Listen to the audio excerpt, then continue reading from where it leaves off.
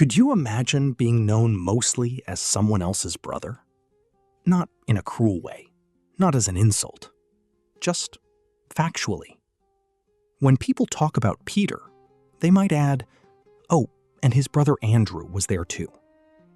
When people list the disciples, Andrew makes the list, usually right after his more famous sibling. 2,000 years of church history, and Andrew has mostly lived in Peter's shadow.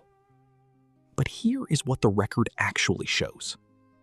Andrew found Jesus first, and the very first thing he did with that discovery was go find his brother and bring him. Without Andrew, there is no Peter in the story. The man history overlooked was the one who started everything.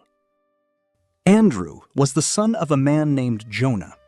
He and his brother Peter were fishermen by trade, working the Sea of Galilee with nets and boats in the same hard, physical rhythm that had defined their family's life. But before he followed Jesus, Andrew had already been searching. The Gospel of John tells us something most people skip past. Andrew had been a follower of John the Baptist. He was already in the stream of something, already asking questions, already drawn to the idea that something larger was coming. He was not an accidental disciple. He was a man who had been looking before he found what he was looking for. There is something important in that. People who find Jesus rarely find him by accident. They find him at the end of a search they may not have had words for yet. John the Baptist pointed Andrew toward Jesus. "Look," he said, "the Lamb of God." And Andrew followed. He spent the day with Jesus. We don't know everything they talked about. The Gospel of John simply says he stayed with him that day. But whatever happened in those hours, it was enough. Because immediately after, Andrew did not sit quietly with what he had found. He did not keep it to himself. He did not say, "This is mine. Let me hold it a little longer." He went and found his brother Simon Peter and said, "We have found the Messiah." 4 words. And then he brought him to Jesus. Andrew was the first person in the New Testament to tell someone else about Jesus. The first evangelist.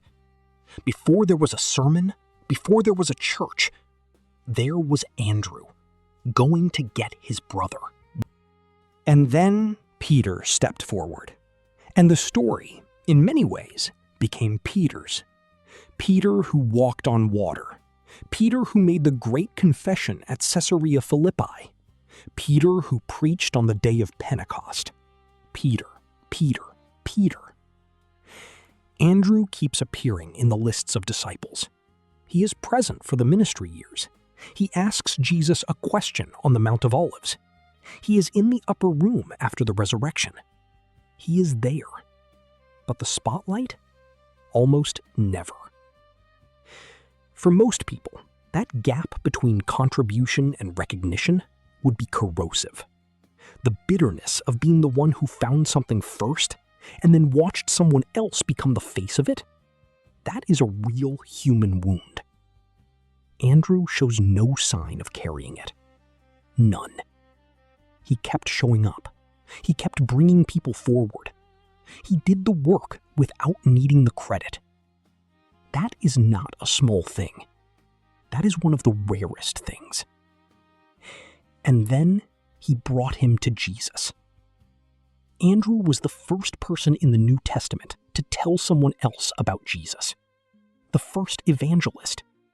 Before there was a sermon, before there was a church, there was Andrew, going to get his brother. There is one more moment where Andrew steps into the frame. The feeding of the 5,000. A crowd of thousands. No food. The disciples were overwhelmed. And it was Andrew who noticed a boy in the crowd. A boy with 5 small loaves of bread and 2 fish. Andrew brought this to Jesus. But then he said something honest. Something that most people in his position might have kept to themselves out of embarrassment. But what are they among so many? He knew it wasn't enough. He said so, and he brought it forward anyway. That is the pattern of Andrew's entire life. He brought what was available. He didn't wait until it was impressive. He didn't hold back until he had something worthy. He brought the boy. He brought the lunch. He brought his brother. And in every case, Jesus took what Andrew offered and made it more than Andrew could have imagined. Near the end of Jesus' ministry, a group of Greeks came to Philip and asked to see Jesus. Philip didn't go directly to Jesus. He went to Andrew, and Andrew and Philip went together to tell Jesus. It is a small moment, barely a verse, but it reveals something consistent about Andrew. People went to him, not because he was the loudest, not because he had the most authority, but because they trusted that Andrew would bring them forward. He had become known, quietly, without announcement, as the person who connected people to Jesus. That was his gift. Not eloquence, not power, not position. Introduction. And the world has been changed countless times by one person simply introducing another to the right thing at the right moment. Church tradition holds that Andrew carried the message of Christ well beyond the borders of Judea, to the regions around the Black Sea, to Greece. Tradition says he was ultimately martyred in Patras, in southern Greece, crucified on an X-shaped cross, which has since become his symbol. He reportedly continued to preach from that cross for 2 days before he died. The man who spent his life introducing people to Jesus spent his last hours still doing it, even from a cross, even at the end. The pattern held all the way through. He brought people forward until there was no more bringing left to do. Andrew was not the loudest disciple. He was not the most quoted, not the most written about.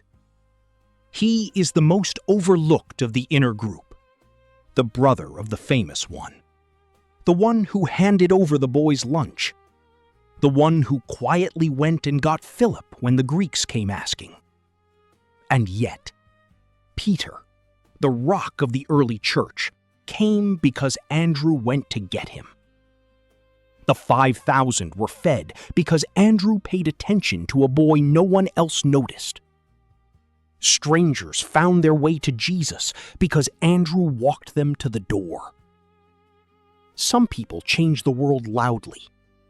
Andrew changed it quietly, one introduction at a time. Which raises a question worth sitting with. Is there someone in your life right now who needs to be introduced to something? A community, a truth, a person that could change everything for them? You don't have to be Peter to do what Andrew did.